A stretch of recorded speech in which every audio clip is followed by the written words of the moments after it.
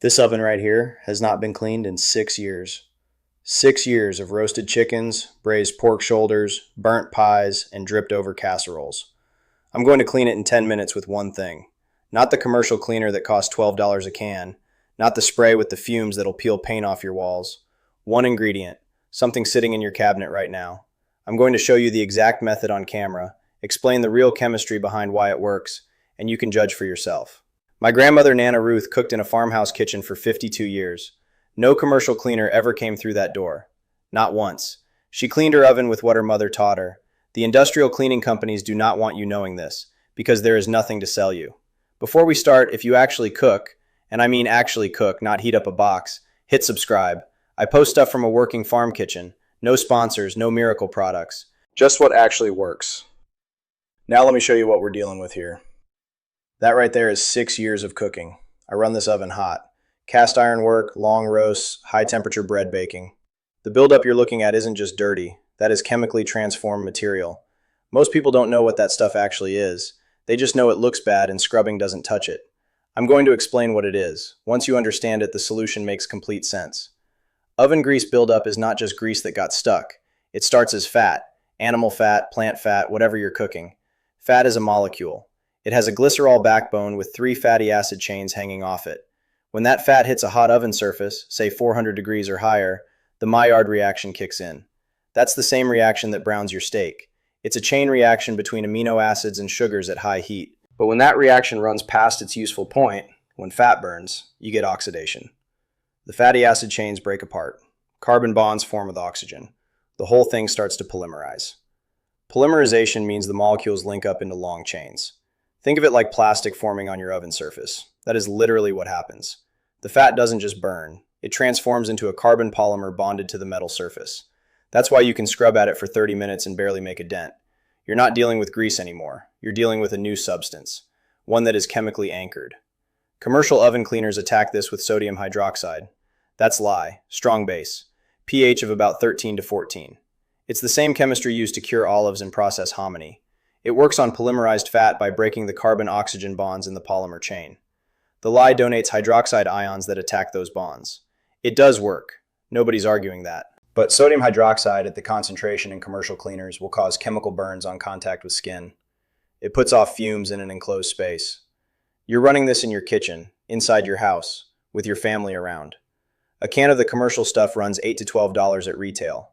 You buy it maybe twice a year if you're diligent. That's $24 a year. Over 6 years, the span of this oven, that's $144.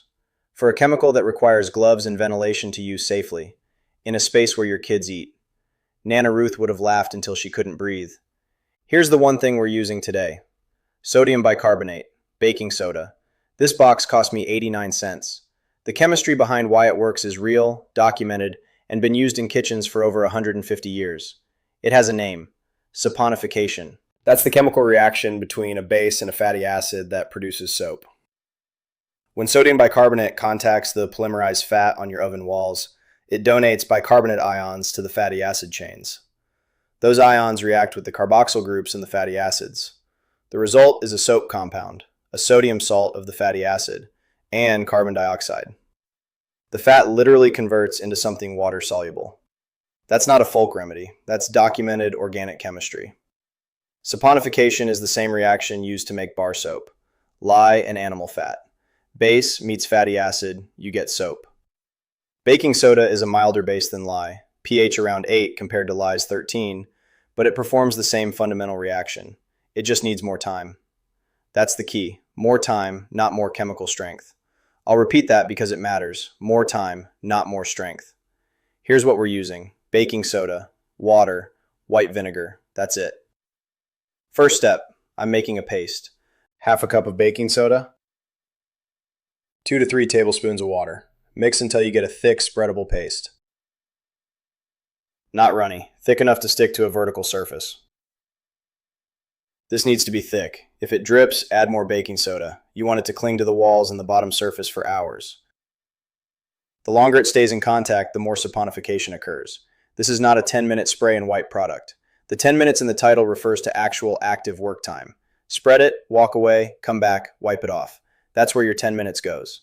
I'm spreading this paste over every surface with visible buildup. The walls, the door interior, the bottom panel, anywhere you see that dark brown or black polymer buildup. See how the paste is already darkening where it contacts the heaviest buildup? That's the reaction starting. The bicarbonate ions are going to work on those fatty acid chains.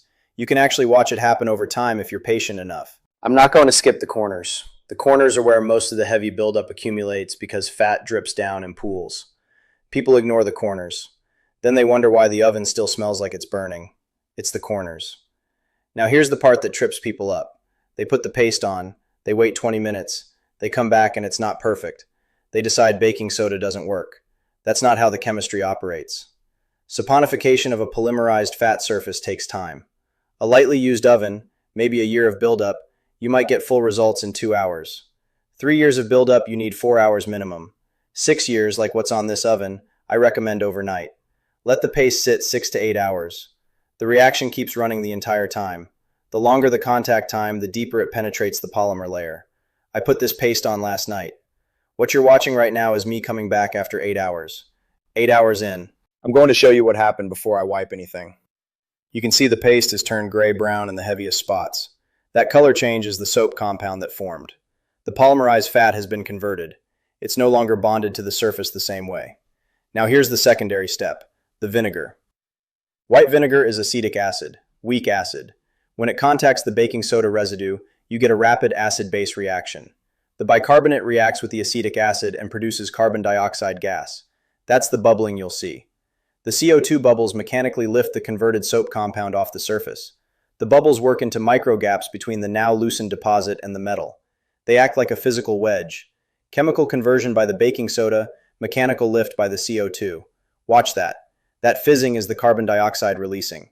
Every bubble that forms is doing physical work on the surface. This is why you don't skip the vinegar step. The saponification converts the fat. The CO2 lifts the conversion product. Two separate mechanisms, one right after the other.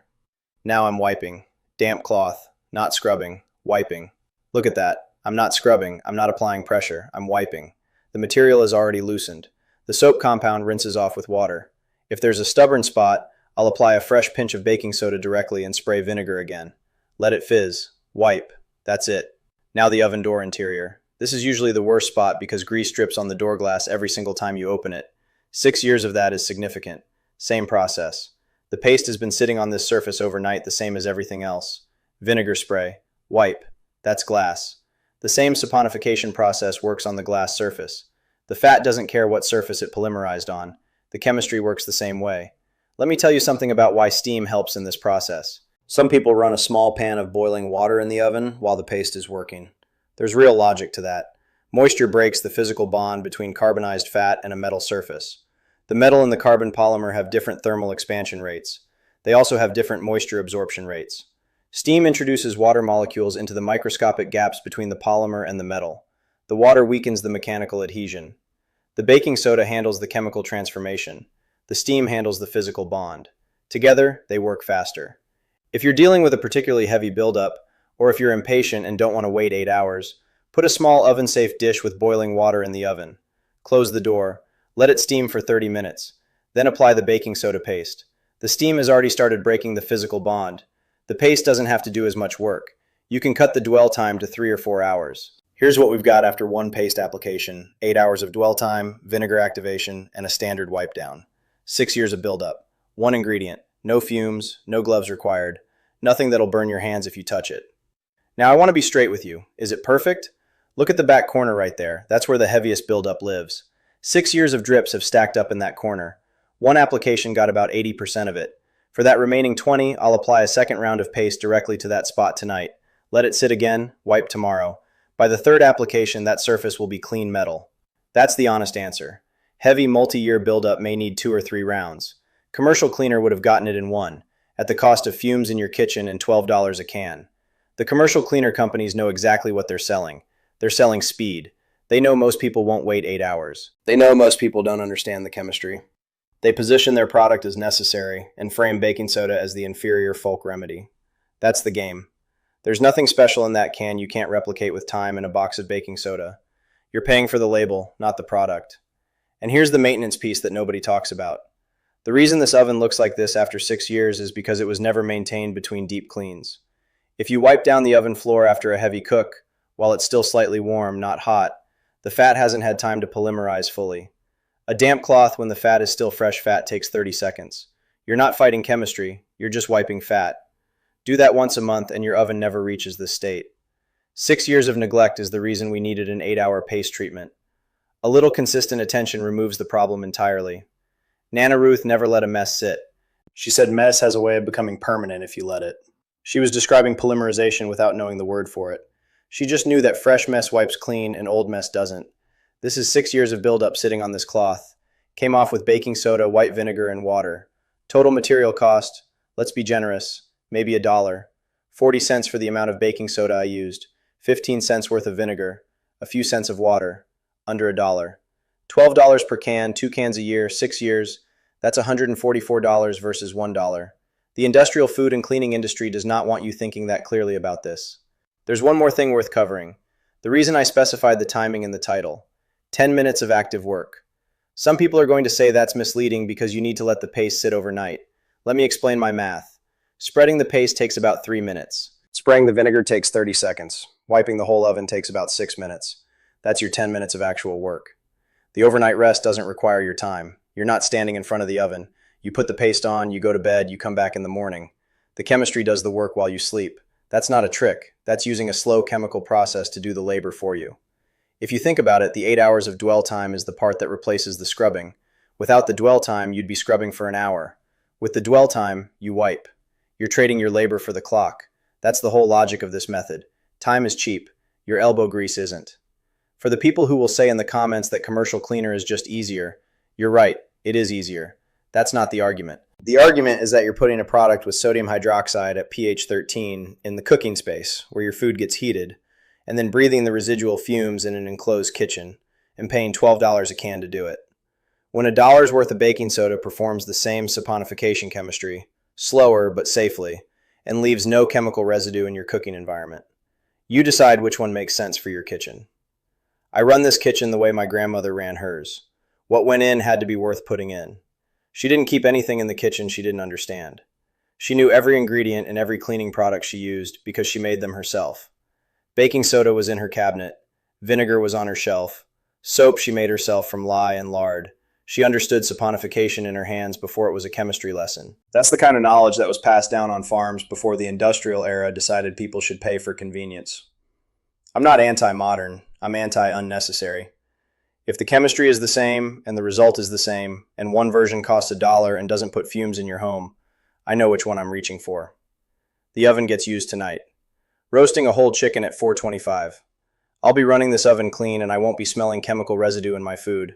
That's the standard I cook to. If this was useful, subscribe. I post every week from this farm kitchen. Real methods, real chemistry, no products to sell you. Everything I put on here is something I actually use in a working kitchen.